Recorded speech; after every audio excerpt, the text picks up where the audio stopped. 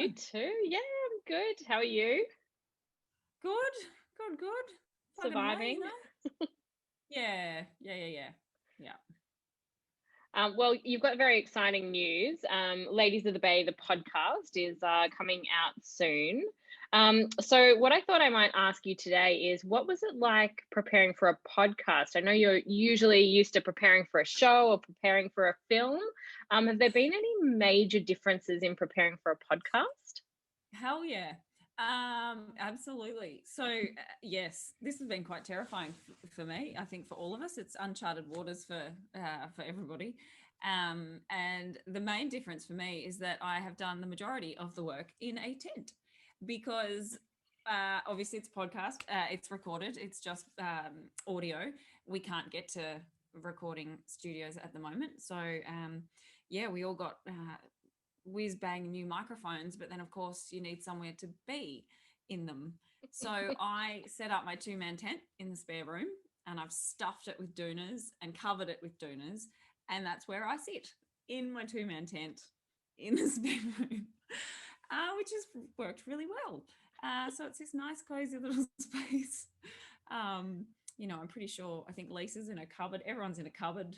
We're all in some really random spaces. So when we've had rehearsals, it's been quite hysterical. You're never really sure what's going to pop up or where people are going to be sitting and then pop up on your screen. So that's fun. The glamorous life of podcasting. Glamorous. In a tent. Yeah. Lucky you just had a tent lying around. That was stupid. I should have been in the tent. Damn it. Maybe we can do a little behind the scenes photo shoot with you in the tent later on. I was going to say I can run in. Yeah. Set there, ready to go. Amazing. And so tell us a little bit about your character in Ladies of the Bay. My character, Fiona, she is I feel like she's the true alcoholic of the group. Maybe hasn't grown up quite as much as she should have. She's married. She's got one daughter, and she's the one that always shows up hungover or with the bottle of wine, or probably starts drinking before midday on the weekends, things like that. But she's loyal, loyal as hell. Says it as it is, and yeah, I think that's it. Did you have to go deep into method acting? Did you have to consume a lot of alcohol to prepare for this? I love the way you worded that. Very good. Look, I didn't have to push too far. No, I'm all good. I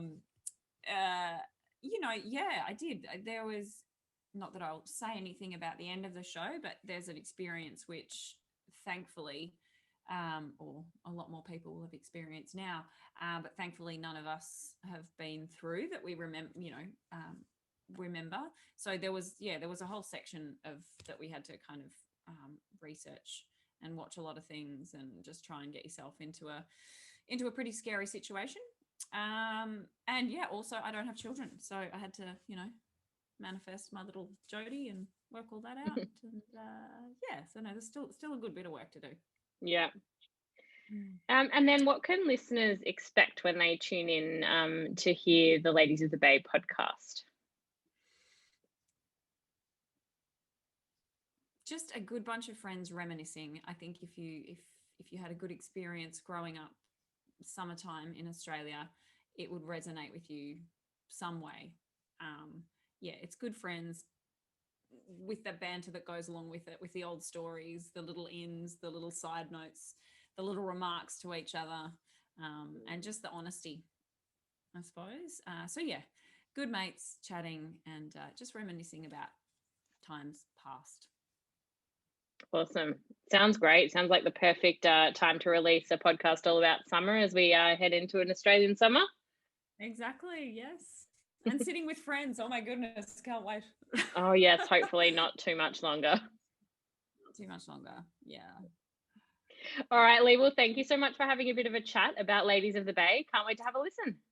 No worries. Thank you, Emma. Thanks. Bye.